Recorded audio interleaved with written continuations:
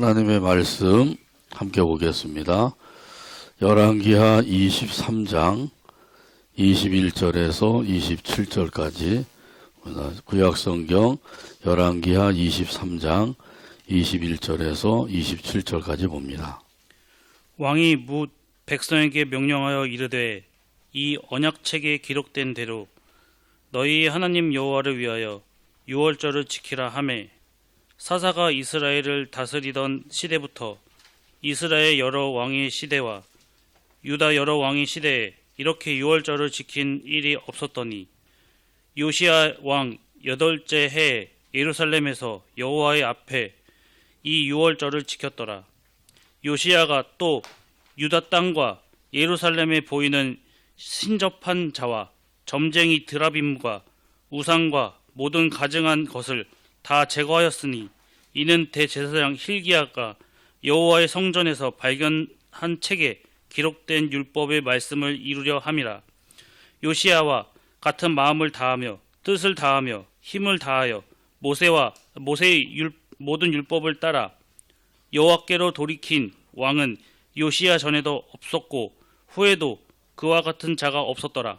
그러나 여호와께서 유다를 향하여 내리신 그 크게 타오르는 진노를 돌이키지 아니하였으니 이는 므낫세가 여호와를 경노하게 한 그 모든 경노 때문이라. 여호와께서 이르시되 내가 이스라엘을 물리친 것 같이 유다도 내 앞에서 물리치며 내가 택한 이 성 예루살렘과 내 이름을 거기에 두리라 한 이 성전을 버리리라 하셨더라.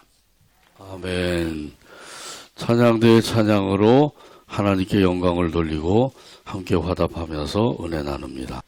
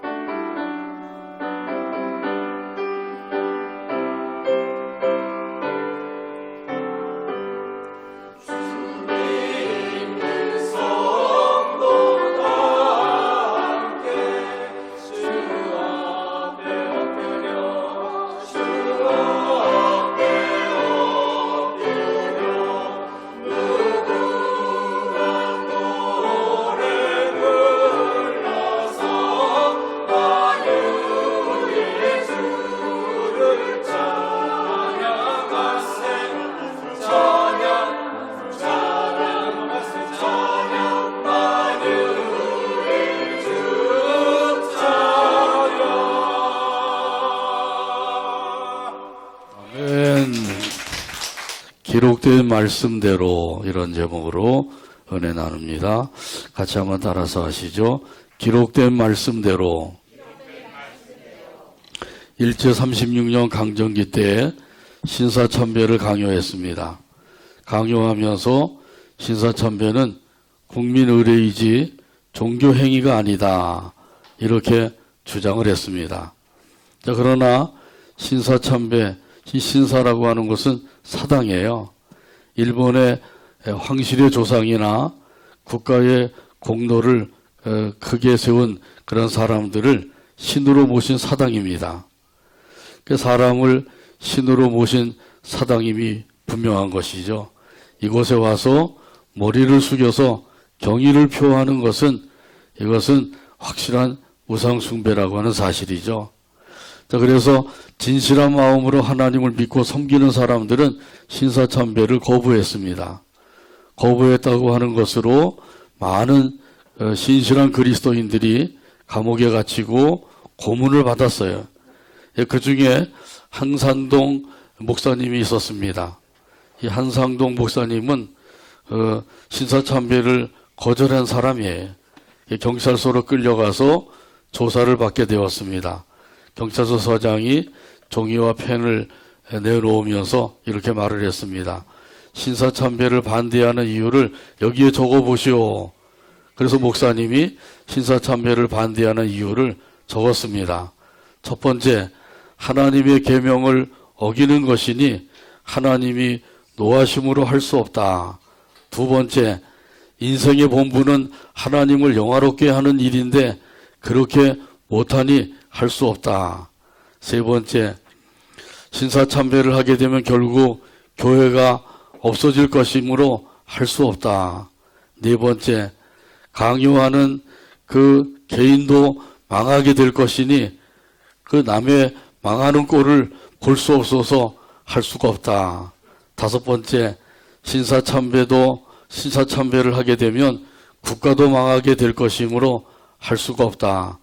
여섯 번째, 나 자신이 지옥 갈까 두려워서 할 수 없다. 이렇게 6가지 할 수 없다는 이유를 적었다고 합니다. 신사참배를 할 수 없는 이유가 참으로 많죠. 그 중에서도 이 첫 번째 이유가 가장 큰 것이죠. 하나님의 계명을 어기는 것이기 때문에, 그래서 하나님을 노하시게 함으로 할 수가 없다. 하나님의 계명, 다시 말하면 하나님의 말씀이죠. 이 말씀은 한번 들어보라고 주시는 말씀이 아니에요. 하나님의 말씀대로 살라고 주시는 말씀인 줄로 믿습니다. 그래서 우리가 말씀대로 살면 하나님께서 약속하신 것을 이루어 주신다 그랬어요. 말씀대로 사는 사람들에게 약속하신 것이 무엇이죠? 그것은 하나님이 주시는 복이에요. 약속하신 대로 복을 주시겠다고 하셨어요. 이런 사실을 믿고 그 믿음 안에서 요시야 왕이 백성들에게 명령을 내렸습니다. 오늘 본문 21절에서 말씀합니다. 왕이 뭇 백성에게 명령하여 이르되 이 언약책에 기록된 대로 너희의 하나님 여호와를 위하여 유월절을 지키라 하매. 아멘. 요시야 왕이 백성들에게 명령을 내렸어요. 어떤 명령을 내렸다고요? 유월절을 지키라, 이런 명령을 내린 거죠.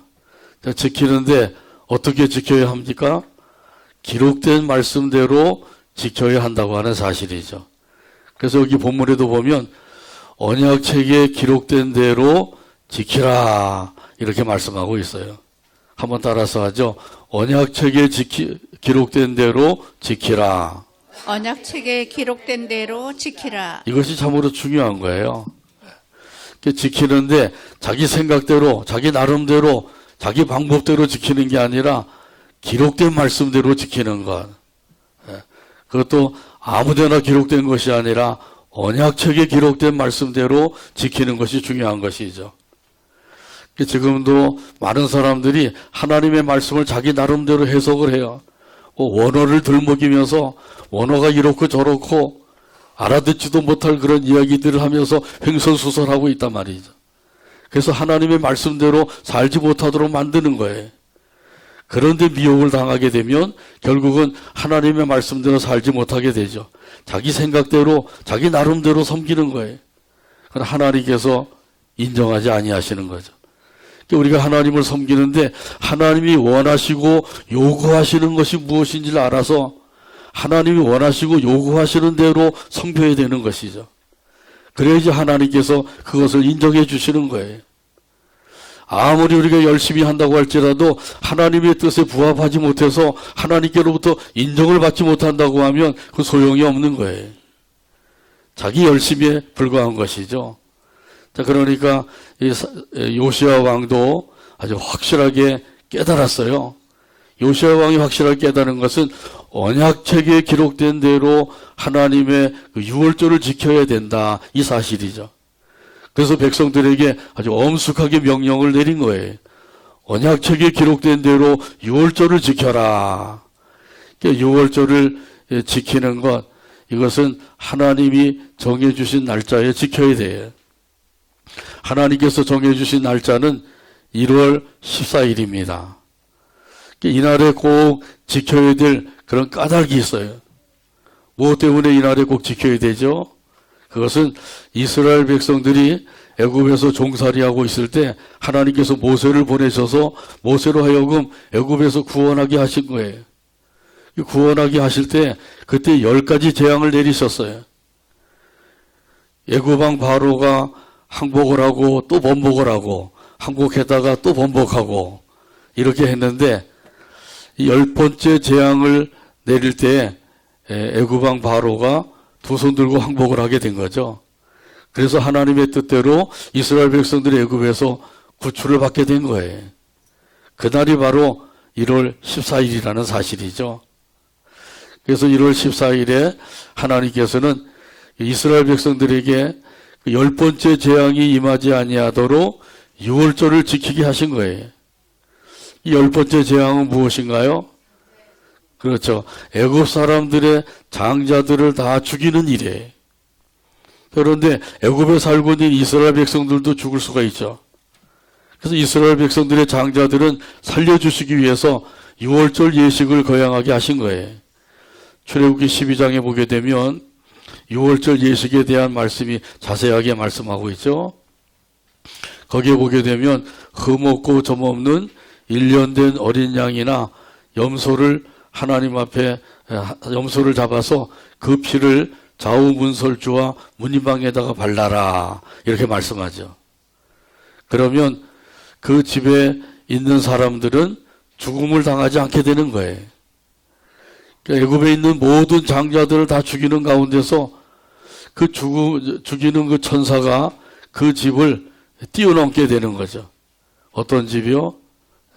피를 묻힌 집을 뛰어넘게 되는 거예요. 그래서 그 이름을 유월절이라고 부르게 된 것이죠. 그래서 피를 바른다고 하는 것이 참으로 중요한 거예요. 그러면 죽음을 면하게 되고 살 길이 열려지게 되는 거죠. 그래서 이 유월절 양의 피가 죽을 자를 살려주는 것이에요. 유월절 양이라고 하는 것은 곧 예수님을 상징하고 있는 거죠. 고린도전서 5장 7절에 보면 분명히 말씀합니다. 너희는 누룩 없는 자인데 새 덩어리가 되기 위하여 묵은 누룩을 내버리라. 우리의 유월절 양 곧 그리스도께서 희생되셨느니라. 아멘. 우리의 유월절 양 곧 그리스도께서 희생되셨느니라. 예수님이 유월절 양이 되셨다는 말씀이죠. 유월절 양이 되셔서 십자가에서 피를 다 쏟으셨어요.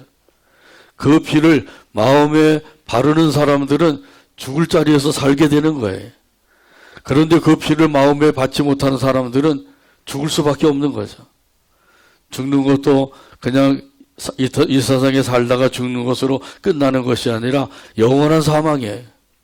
영원한 사망은 곧 지옥 형벌인 것이죠. 그 마음에 예수님의 피를 바르지 아니한 사람들은 다 영원한 사망에 이를 수밖에 없는 거예요. 그런데 그 마음에 예수님의 피를 바른 사람들은 어떠한 죄를 지었다 할지라도 그 죄를 용서받고 구원함을 받는 줄로 믿습니다. 아멘. 그래서 지옥 형벌에 들어갈 자가 지옥 형벌에 들어가지 아니하고 천국에 들어가서 영원토록 복락을 누리며 살게 된다고 하는 사실이에요. 그래서 예수님의 피로 죄사함 받고 예수님의 피로 구원함을 받게 하셨어요. 이 예수님의 피가 얼마나 중요한 것인지 이런 사실은 에베소서 1장 7절에서도 말씀합니다. 우리는 그리스도 안에서 그의 은혜의 풍성함을 따라 그의 피로 말미암아 속량 곧 죄사함을 받았느니라. 아멘.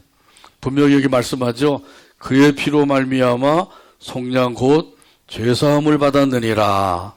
아멘. 아멘. 한번 따라서 하죠. 그의 피로 말미암아 그의 피로 말미암아 속량 속량 곧 죄사함을 받았느니라. 곧 죄사함을 받았느니라. 아멘. 아멘. 여기 그의 피는 예수님의 피를 가리키는 거예요. 여러분 마음에는 예수님의 피가 있나요? 예수님의 피가 있으면 이런 사람들은 다 구원함을 받고 영생을 얻게 되는 거예요. 예수님의 피가 없으면 이런 사람들은 영원한 사망에 들어갈 수밖에 없어요. 지옥 형벌 가운데 들어갈 수밖에 없는 거예요.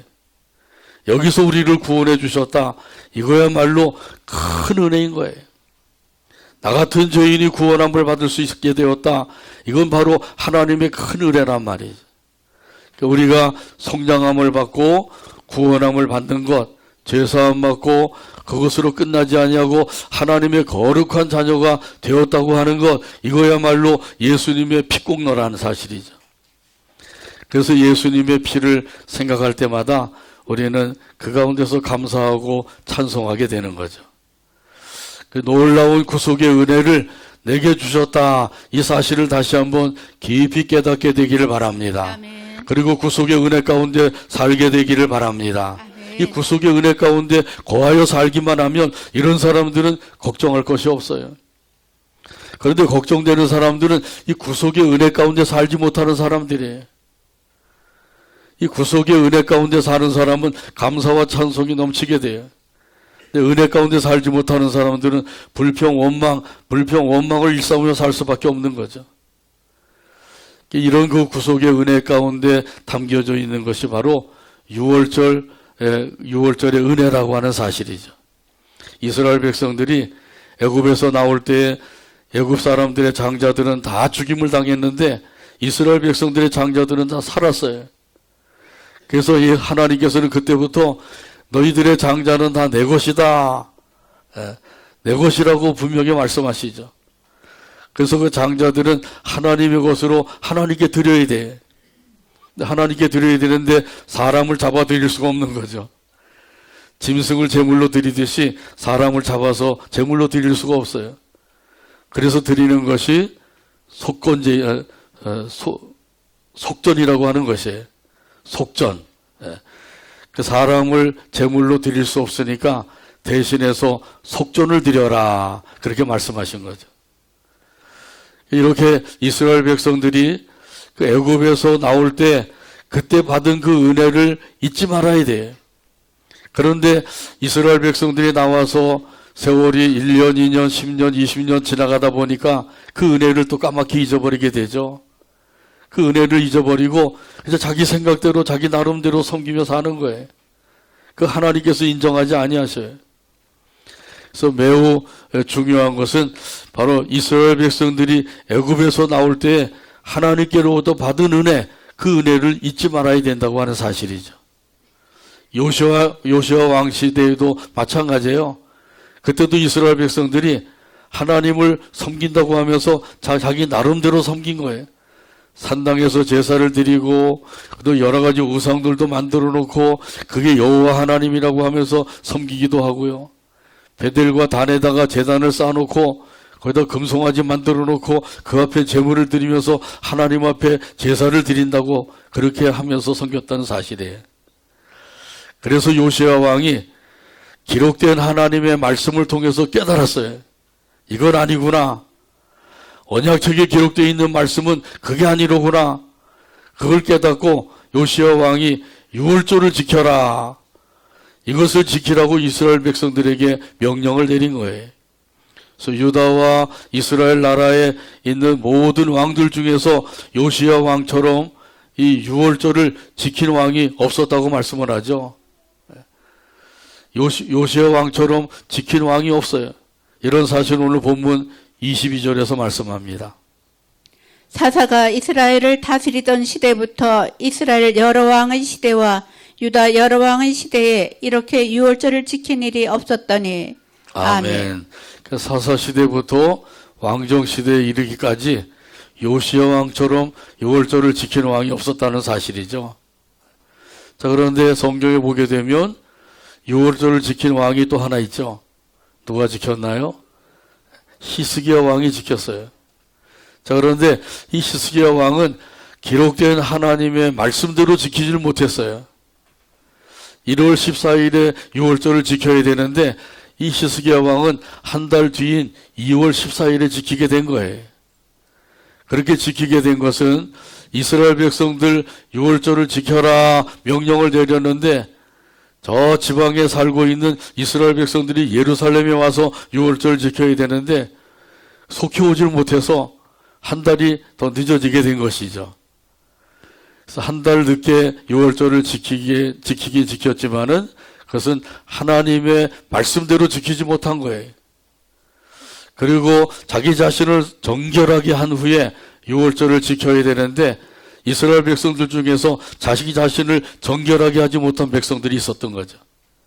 그래서 히스기야 왕이 하나님 앞에 속죄의 기도를 드렸던 것을 볼 수가 있어요.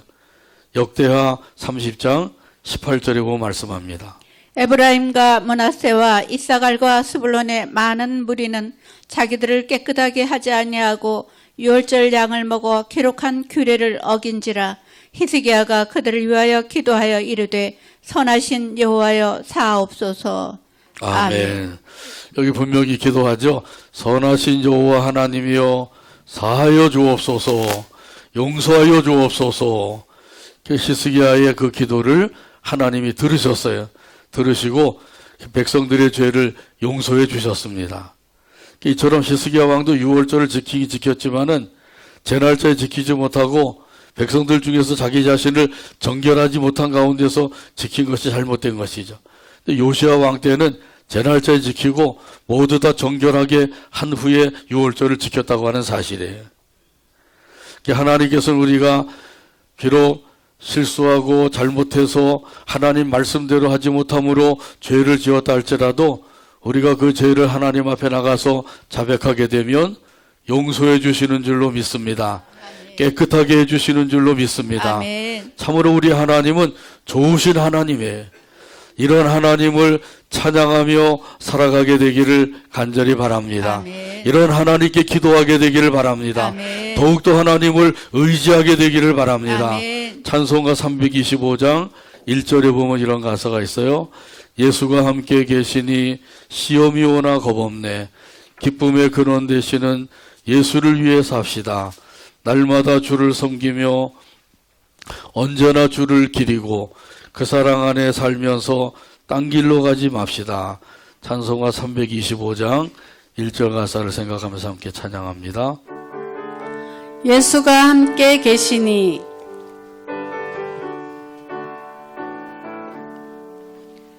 예수가 함께 시험이 오나 겁없네. 시험이 오나 겁없네. 기쁨의 근원 되시는 기쁨의 근원 예수를 위해 삽시다.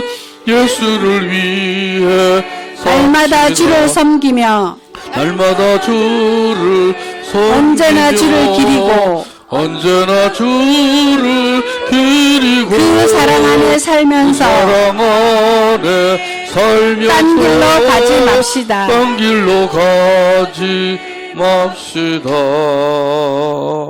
아멘. 예수님이 나와 함께 하신다고 하는 사실을 믿는 사람들, 이런 사람들은 두려워하지 않게 되죠.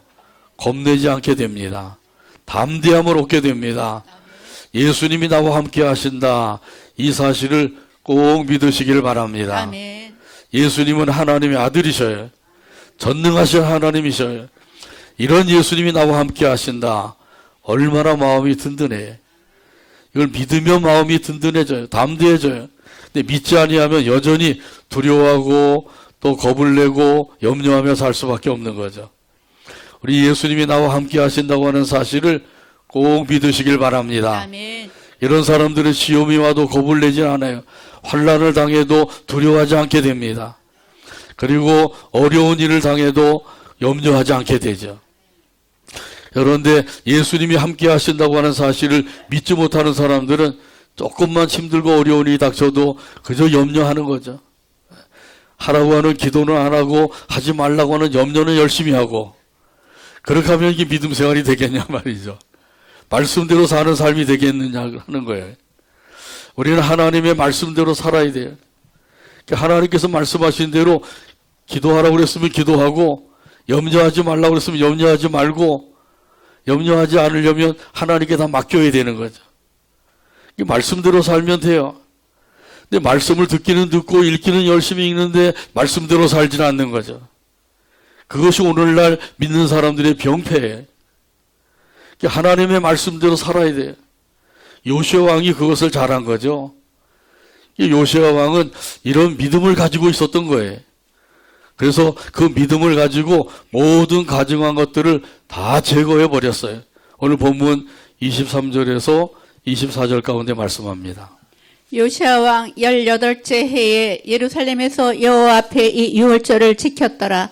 요시아가 또 유다 땅과 예루살렘에 보이는 신접한 자와 점쟁이 트라빔과 우상과 모든 가증한 것을 다 제거하였으니 이는 대제사장 hil기야가 여호와의 성전에서 발견한 책에 기록된 율법의 말씀을 이루려 함이라. 아멘. 요시아가 왕위에 오른 지 18년째 되는 해에 그때 이제 비로소 유월절을 지키게 된 거죠. 그래서 왕위에 오른 지 8년째부터 종교 개혁을 시작을 했어요. 종교 개혁을 시작한 지 10년째가 된 거죠. 그러니까 이 종교 개혁을 하는 것도 쉽게 이루어지지 않은 거예요. 백성들이 그냥 한마디의 말을 들었으면 뭐 금방 끝났겠죠. 1년이면 다 끝났을 건데 10년이 가도록 아직까지도 백성들이 하나님을 제대로 섬기지 못했던 거예요. 그래서 요시아 왕이 다음으로 한 일은 그 가증한 것들을 다 제거하는 일을 하게 된 거예요. 제일 먼저 신접한 자를 제거하게 되었다 그랬죠. 여기 신접한 자라고 하면 지금으로 말하면 무당을 가리켜요. 무당도 두 가지가 있다 그러더라고요. 강시무당과 학습무당. 배워서 무당 일을 하는 사람이 있고 신이 임하여서 무당하는 사람이 있다는 거죠. 강시무당. 신이 임하여서 무당을 하는 사람들은 접신한 사람들이에요. 이 접신한 사람들도 누가 더 강한지를 내기를 한대. 내기를 하는데 어떻게 하냐면 작두나를 타고 거기서 그 춤을 추면서 내기를 한다는 거죠. 작두나를 타는데 그것도 두 가지가 있어요. 쌍날을 타는 무당이 있고 외날을 타는 무당이 있는 거예요. 근데 쌍날보다는 외날을 타는 무당이 더 센 거죠. 그렇게 해서 전국에서 어떤 무당이 더 센지를 그것을 내기를 하는 경우도 있다 그러더라고요. 아무튼 이렇게 접신을 해서 그 무당이 작두날을 타는데 발이 날에 비어서 피가 나지 않는 거예요. 피가 나면 그거는 실패하는 거죠. 그 악한 영의 역사도 대단한 것을 알 수가 있어요. 그 다음에 이제 두 번째는 점쟁이들을 다 없애는 일을 했다고 그러죠. 이 점쟁이가 인간의 기륭을 점치는 일을 하잖아요. 근데 사실은 사람의 기륭은 하나님의 손에 달려있는 줄로 믿습니다. 근데 하나님의 손에 달려있는 것을 점쟁이들이 점을 쳐가지고 그 사람의 기륭을 맞추는 거예요. 그것이 맞을 때도 있고 틀릴 때도 있고, 맞을 때는 있지만은 또 틀릴 때가 있는 거예요. 결정적일 때 틀리면 어떻게 되겠어요? 낭패를 보게 되는 거죠. 근데 몇 번 맞는 것을 가지고 그것이 다 맞는 것으로 생각을 하는 거예요. 어리석은 생각이죠. 이렇게 해서 결국 하나님께로 나가야 될 사람들을 하나님께로 나가지 못하도록 가로막는 일을 하는 것이 바로 점쟁이들이 하는 일이에요. 그러니까 아주 악한 일을 하게 된 거죠. 그 다음에 여기 보게 되면 드라빔이 나오죠. 이 드라빔은 수호신으로 믿는 것이에요. 그래서 이 하나님이 지켜주신다고 믿는 것이 아니라 이들은 드라빔이 자기들을 지켜준다고 믿고 있는 거죠. 또 잘못된 신앙인 거죠. 그 외에도 각종 우상들을 섬기고 있었는데 그런 것들을 다 제거해 버렸어요. 이런 것들을 제거해버리지 않고 가만두니까 백성들이 계속해서 그것을 섬기고 있는 거죠. 하나님을 섬긴다고 하면서 이중으로 섬기는 거예요. 그래서 그것들을 다 제거해버리는 일을 하게 되었다는, 이것이 바로 종교개혁을 하게 된 거예요. 신사참배를 하는 사람들도 있었고 신사참배를 거부하는 사람들도 있었던 거죠. 1938년 9월 달에 장로교 총회에서 신사참배하는 것을 결의했다고 그래요. 총회에서 신사참배해도 괜찮다, 그렇게 결의를 한 거예요. 그러니 이게 다 목사들이 모여가지고 그런 결의를 한 거거든요. 그게 얼마나 잘못된 거예요. 그러나 그 중에서도 신사참배는 우상숭배다, 그래서 그걸 거부하고 옥에 갇히기도 하고 고문을 받기도 하고 그 고문 때문에 죽임을 당하기도 하고 그런 목사님들, 성도들도 있었단 말이죠. 그러니까 우리가 분별을 잘해야 되겠죠. 어떻게 하는 것이 하나님을 잘 섬기는 것인지, 어떻게 하는 것이 잘 섬기는 거라고요? 기록된 하나님의 말씀대로 섬기는 것이 잘하는 거예요. 한번 따라서 하죠. 기록된 하나님의 말씀대로 섬겨야 된다. 섬겨야 된다. 이렇게 섬기게 되길 바랍니다. 아멘. 지금도 많은 사람들이 자기 나름대로 섬기고 있는 거예요.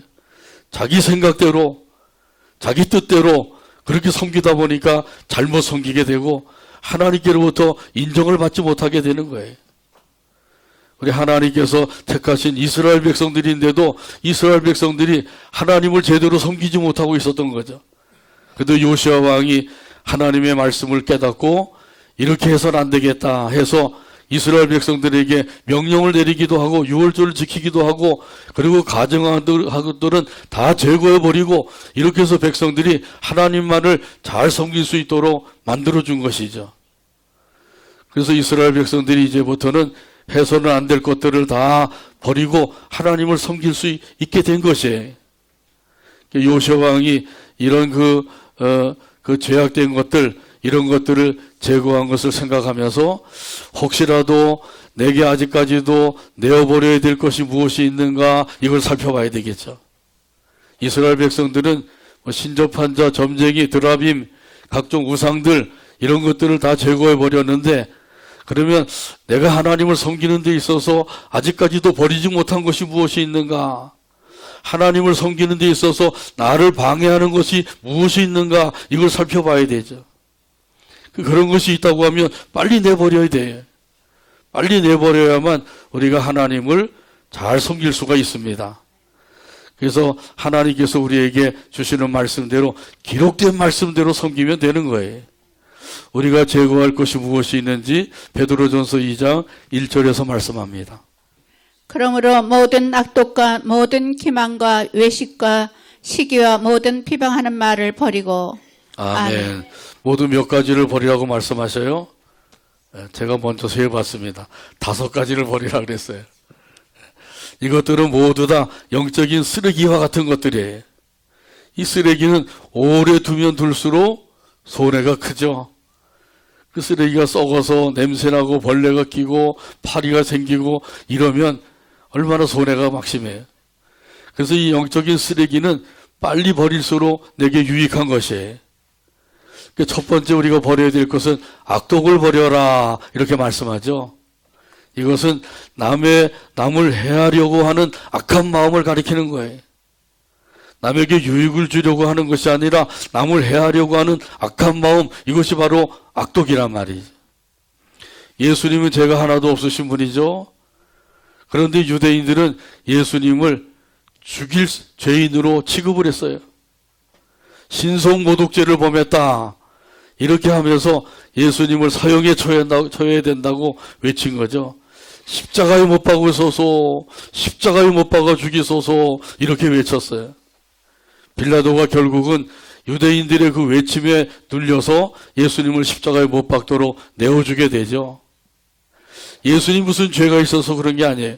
죄가 하나도 없으신 분인데 유대인들이 예수님을 모함을 하고 중상모략하고 그렇게 해서 결국은 예수님을 십자가의 사형에 처하게 한 거란 말이죠. 자, 그러니까 이렇게 남을 해하려고 하는 악한 마음을 가지면 그렇게 될 수밖에 없다고 하는 사실이죠. 이런 마음이 있다고 하면 빨리 다 내버리게 되기를 주님의 이름으로 축복합니다. 그래야만 우리가 하나님의 기록된 말씀대로 살 수가 있는 거예요. 이 악독일일 수 있으면 여기가 계속해서 가로막혀서 그것으로 인하여서 말씀대로 살지 못하게 되죠. 두 번째는 기만을 버려라 이렇게 말씀하죠. 이 기만이라고 하는 것은 남을 그럴싸하게 속이는 것을 가리켜요. 사실이 아닌 것을 사실처럼 왜곡을 해서 다른 사람들을 속이는 것, 이것이 바로 기만이란 말이죠. 백성을 기만하면 안 되겠죠. 다른 사람들을 기만하면 안 되겠죠. 그래서 이 기만도 역시 이 영적인 쓰레기와 같은 거예요. 이걸 버려야만 우리가 하나님 말씀대로 살 수가 있어요. 그 다음에 세 번째는 외식을 버려라 라고 말씀하죠. 이 외식이라고 하는 것은 뭐예요? 겉과 속이 다르게 행동하는 것을 가리키는 거죠. 그래서 겉으로 보기에는 좋게 보이는데 속은 그게 아니란 말이죠. 그래서 여기 외식하는 자는 연기하는 자들, 배우와 같은 사람이라고 얘기하죠. 그 배우는 자기에게 주어진 역할을 잘 감당하죠. 자기는 실제로 그렇게 살지 않으면서 그 자기에게 주어진 역할대로 그렇게 사는 것처럼 얼마나 연기를 잘해요. 그 외식하는 자는 바로 그런 사람들이에요. 실제로는 그렇지 아니하면서 그런 것처럼 행동하는 사람들, 이런 것이 바로 외식하는 자란 말이죠. 그래서 예수님께서도 이 외식하는 자들을 가장 싫어하셨어요. 마태복음 23장 27절에 보면 말씀합니다. 화 있을진저 외식하는 서기관들과 바리새인들이여 회칠한 무덤 같으니 겉으로는 아름답게 보이나 그 안에는 죽은 사람의 뼈와 모든 더러운 것이 가득하도다. 아멘. 외식하는 바리새인 서기관들을 가리켜서 예수님께서는 회칠한 무덤 같다 이렇게 말씀하죠. 회를 칠해 놓으니까 겉으로 볼 때는 깨끗해 보이잖아요. 그러나 그 무덤 속에는 썩은 시체가 들어있는 거죠. 그러니까 회칠한 무덤 같다, 바로 그런 의미로 말씀하고 있는 거예요. 하나님이 보고 계시는데도 불구하고 하나님을 전혀 의식하지 않고 사는 사람들이 있죠. 하나님을 생각하지 아니하고 자기 나름대로 생각하고 자기 나름대로 뜻을 가지고 그리고 그것을 계속 관철시키면서 살아가는 사람들. 이런 사람들이 바로 외식하는 자리에 빠지기 쉬운 거란 말이죠. 사람에게 보이려고 하는 것이 아니라 하나님께 보이려고 해야 돼. 예수님께서도 사람에게 보이려고 하지 말고 하나님이 보시도록 하여라, 이런 의미에서 마태복음 6장 1절에 보면 말씀합니다. 사람에게 보이려고 그들 앞에서 너희 의를 행하지 않도록 주의하라.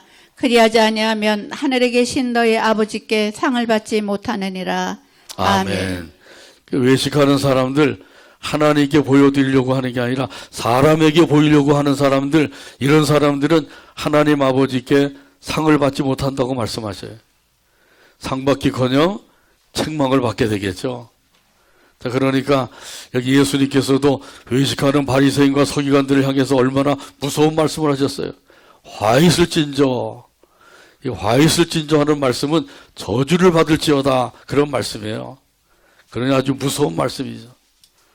그러니까 외식하는 것이 있다고 하면 이것도 빨리 버려야 되겠죠.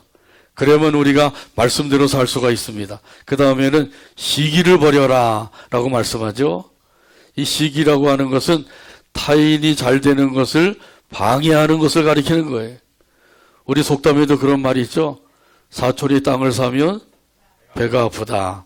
사촌이 땅을 샀으면 축하를 해줘야 되는데 축하를 해줄 마음이 없고 나는 땅도 못 사는데 사촌만 땅을 사느냐, 그래서 배가 아프다는 거죠. 이 시기심이 있으면 그래요. 남이 잘 되는 꼴을 못 보는 거예요. 누가 칭찬받는 것을 못 봐요. 누가 다른 우리 교회에서 임직식을 할 때 임직 순서를 맡아서 오신 목사님이 저를 칭찬을 한 적이 있어요. 칭찬을 했는데 그 칭찬을 들은 우리 교회 성도 중에 한 사람이 그 다음날 전화를 해가지고 저한테 얘기하더라고요. 목사님, 이렇게 칭찬한 거 이거 너무한 거 아니에요?